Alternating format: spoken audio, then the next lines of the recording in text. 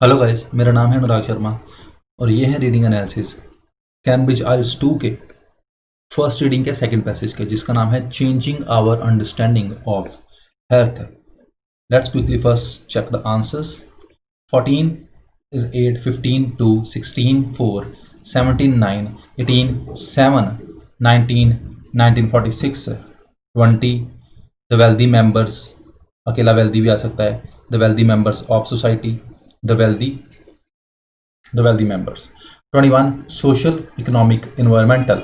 22nd the 1970s, yeah, 1970s. 23rd not given. 24 yes. 25 26 no. 27 not given. Question number 14 से जल्दी से start करेंगे। ये हमारे लिस्ट ऑफ हेडिंग्स हैं। क्वेश्चन नंबर 14 जो है पैराग्राफ बी, इसका लिस्ट ऑफ हेडिंग पहले का है 8 था हमारा, definition of health in medical terms. Health की डेफिनेशन बताई गई है मेडिकल टर्म्स में 14 में, पैराग्राफ बी में। पैराग्राफ बी में, for much of the recent Western history, health has been viewed in the physical sense only. That is, a good health has been connected to the smooth mechanical operations of the body, while ill health has been attributed to a breakdown in this machine. Health in this sense has been defined as the absence of disease or illness and is seen in medical terms.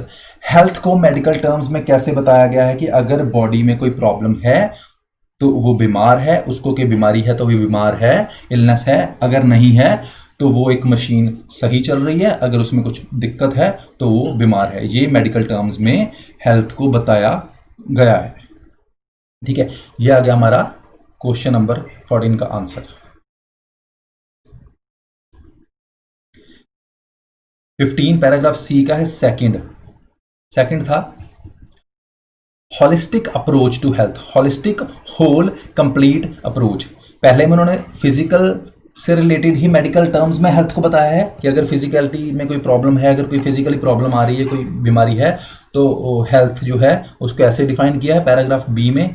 लेकिन paragraph सी में उन्होंने as a whole उसको लेना शुरू किया। In the late 1940s the World Health Organization challenged this physically and medically oriented view of health. उन्होंने challenge किया इस व्यू को। They stated that health is a complete state. उन्होंने कहा, होलिस्टिक अप्रोच कहाँ से अपनाई, उन्होंने उसको हेल्थ को एक कंप्लीट स्टेट बताना शुरू किया। फिजिकली भी, मेंटली भी और सोशल वेल बीइंग के ऊपर भी हेल्थ डिपेंड करती है, सिर्फ एब्सेंस ऑफ डिजीज पे हेल्थ डिपेंड नहीं करती। ये उन्होंने स्टार्ट किया था 1946 में। ठीक है, होलिस्टिकली वर्ड भी यूज किया गया यहाँ पे। Health and the person were seen more holistically, more complete in mind, body, spirit and not just in physical terms. So उन्होंने कंप्लीट अप्रोच अपनाई 1940s में। ये आ गया हमारा सी का आंसर, जो था पैराग्राफ सी, आंसर नंबर 15। अब है क्वेश्चन नंबर 16 पैराग्राफ डी, इसका है 4 है healthy lifestyle approach to health. अब हेल्थ को देखा गया है हेल्थी लाइफस्टाइल से जोड़ के, ये बात की गई है हमारी पैराग्राफ डी में। फर्स्ट लाइन से क्लियर हो जाएगा। The 1970s was the time of focusing on the prevention of disease and illness by emphasizing the importance of the lifestyle and behavior of the individual. 1970 के दशक में उन्होंने start किया, बाद में लाइफस्टाइल को देखना, बिहेवियर को देखना, उस पर जोर डाल के देखना कि कैसे लाइफस्टाइल से बीमारियां जो हैं वो हटाई जा सकती हैं, उनको रोका जा सकता है। सो लाइफस्टाइल अप्रोच अपनाई उन्होंने हेल्थ में। ये था 1970s पैराग्राफ डी का आंसर, जो था हमारा आंसर नंबर 16। अब है हमारा आंसर क्वेश्चन नंबर 17 ई का है 9 है socio ecological view of health. Socio ecological तरीके से हेल्थ को देखना। ई में अगर हम जाएंगे तो सोशियो इकोलॉजिकल व्यू क्लियरली दिया हुआ है।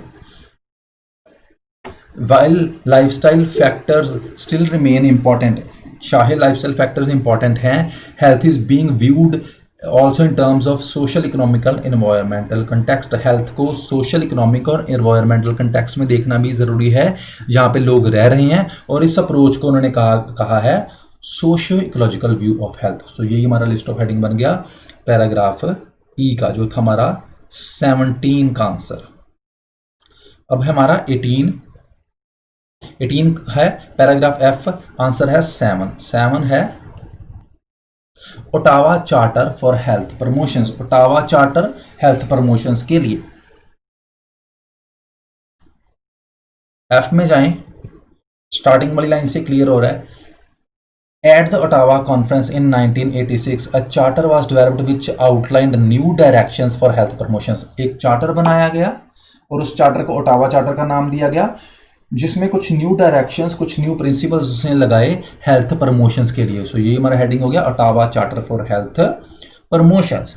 ठीक है, ये आ गया हमारा list of headings. Paragraph answer हो गया हमारा 18 का, पैराग्राफ एफ का। अब हम जाएंगे 19 पे।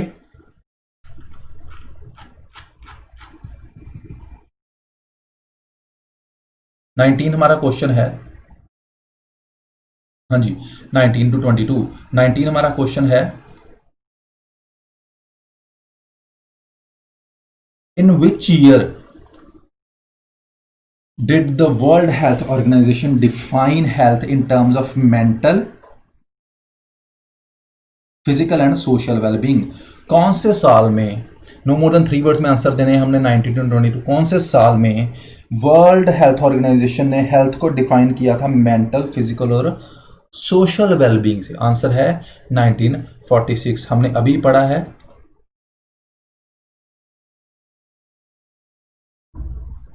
अगर हम पढ़ें पैराग्राफ सी में, तो उसमें उन्होंने क्या किया था, होलिस्टिक अप्रोच अपनाई थी, कंप्लीट अप्रोच अपनाई थी, जिसमें उन्होंने कौन कौन सी चीज़ें ली थी, physical, mental and social wellbeing. और ये कब स्टार्ट किया था वर्ल्ड हेल्थ ऑर्गेनाइजेशन ने? 1946 में। सो यही हमारा आंसर हो जाता है, answer number 19।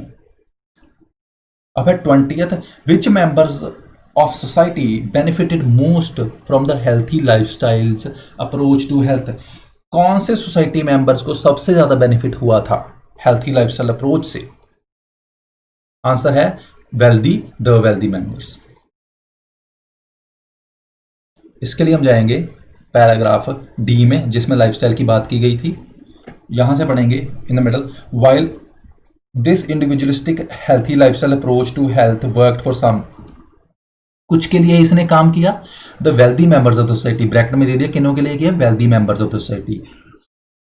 Most experiencing poverty, unemployment, under employment और little control over the conditions of their daily lives benefited little from this approach. उनको बहुत कम बेनिफिट हुआ, किनको? जो गरीब थे, जिनके पास नौकरी नहीं थी, या जिनको कम पे मिल रही थी, जिनका कंट्रोल नहीं था अपनी कंडीशंस पे डेली लाइफ की, उनको इस अप्रोच से बहुत कम फायदा हुआ। सबसे ज्यादा फायदा किसको हुआ?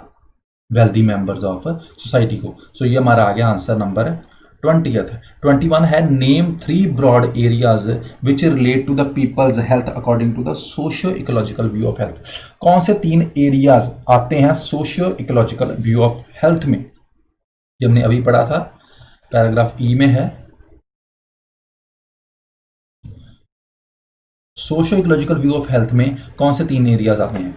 सो यहाँ पे उन्होंने कहा था भाई lifestyle factor still remain important, वो एक ज़रूरी चीज़ है, लेकिन health is being viewed also in terms of social, economic and environmental context.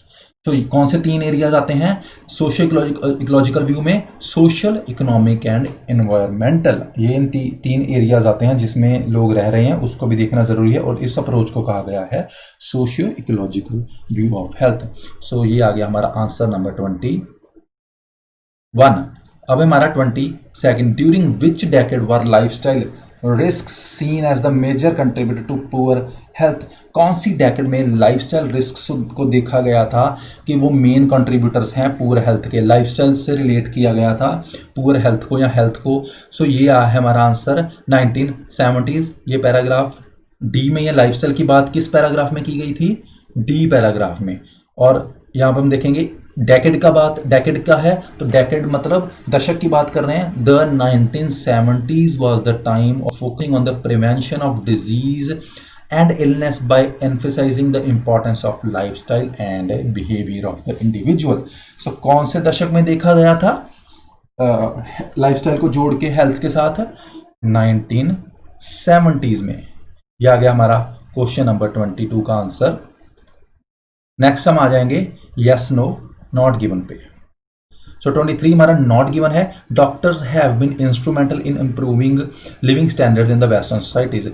Doctors की बात कहीं पे भी नहीं की गई। डॉक्टर्स जो है उन्होंने ऑपरेशनल रहे, उन्होंने काफ़ी काम किया है हेल्थ लाइफ लिविंग स्टैंडर्ड्स को इम्प्रूव करने के लिए वेस्टर्न सोसाइटी में। सो 24th है the approach to health during 1970s included the introduction of the health awareness programs. Approach जो थी हेल्थ की ड्यूरिंग 1970s में, उसमें कुछ इंट्रोड्यूस किए थे उन्होंने हेल्थ अवेयरनेस प्रोग्राम्स। आंसर हमारा यस है। अब पहला भी लिविंग स्टैंडर्ड्स है, दूसरा भी लिविंग स्टैंडर्ड्स है 1970s। सो लिविंग स्टैंडर्ड्स की बात सिर्फ और सिर्फ पैराग्राफ डी में की गई है। सो हम डी में जाएंगे। 23rd नॉट गिवन है, 24 यस है। डी में देखिए, डी में अगर यहां से देखें, creating health meant providing not only for medical health care but also promotion program and policies. पीछे उन्होंने पूछा था 24th में कि कुछ उन्होंने पॉलिसीज वगैरह बनाई थी। यहाँ पे यस आ जाता है कि उन्होंने हेल्थ प्रमोशन प्रोग्राम्स और पॉलिसीज इंट्रोड्यूस की थी लाइफस्टाइल में। लेकिन लाइफस्टाइल 23rd का डॉक्टर्स ने लाइफस्टाइल इंप्रूव किया था। इस पैरे में अगर हम पीछे देखें तो कोई भी ऐसा बात नहीं की गई। सो ये सीधा सीधा 23rd है, नॉट गिवन हो जाता है। 25 पे हम जाएंगे। The socio ecological view of health recognises that lifestyle habits and the provision of adequate health are the critical factors governing health.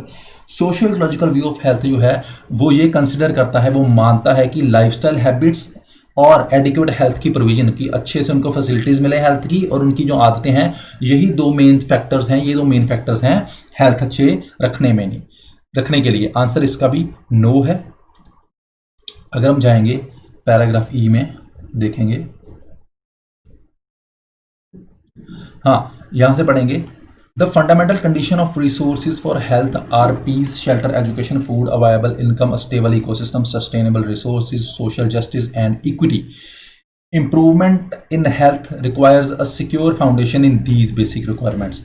Health की इंप्रूवमेंट इन सब चीजों से होती है। It is clear from this statement that the creation of health is about much more than encouraging healthy individual behaviors and lifestyles and providing appropriate medical care। वहां पे कह रहा था कि वो मानते हैं कि लाइफस्टाइल और मेडिकल केयर ये दो क्रिटिकल फैक्टर्स हैं, लेकिन यहाँ पे वो मान रहे हैं कि ये सारे क्रिटिकल फैक्टर्स हैं, और ये यहाँ से क्लियर हो जाता है कि इन दोनों से ज़्यादा भी कुछ चीज़ें क्रिटिकल हैं, जो कि ये हैं। मतलब ये दोनों चीज़ें ही सिर्फ क्रिटिकल नहीं है, ये दोनों चीज़ें ही मेन नहीं है, जो कि है लाइफस्टाइल और मेडिकल केयर। आंसर ऑपोजिट हो गया। आंसर हमारा हो गया नो।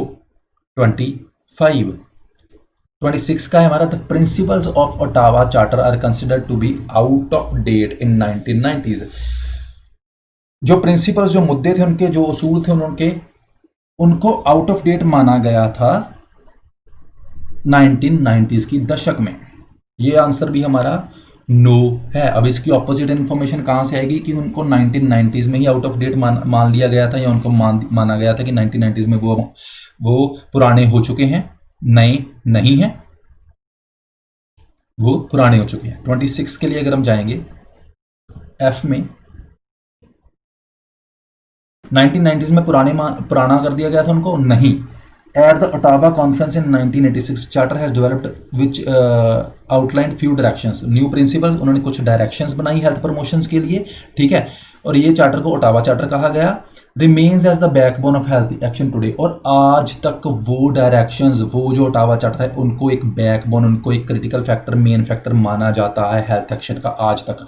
सो अगर वो आज तक चीज़ पुरानी नहीं हुई तो 1990 में उसको पुराना कैसे कर दिया गया? ऑपोजिट इन्फॉर्मेशन है वहाँ पे है। 1990 में ही वो चीज़ पुरानी मान ली गई थी। 86 में लॉन्च हुई थी, लेकिन 1990 की दशक में ही उसको पुराना मान लिया गया था। नहीं, वो आज तक वो चीज़ चल रही है। इसका मतलब ऑपोजिट इन्फॉर्मेशन है, वो उसके जो प्रिंसिपल्स, डायरेक्शंस है, वो पुराने नहीं हुए। सो आंसर हमारा हो गया नो। अब है हमारा, ये था हमारा आंसर नंबर 26। अब है हमारा लास्ट क्वेश्चन 27 इस पैसेज का।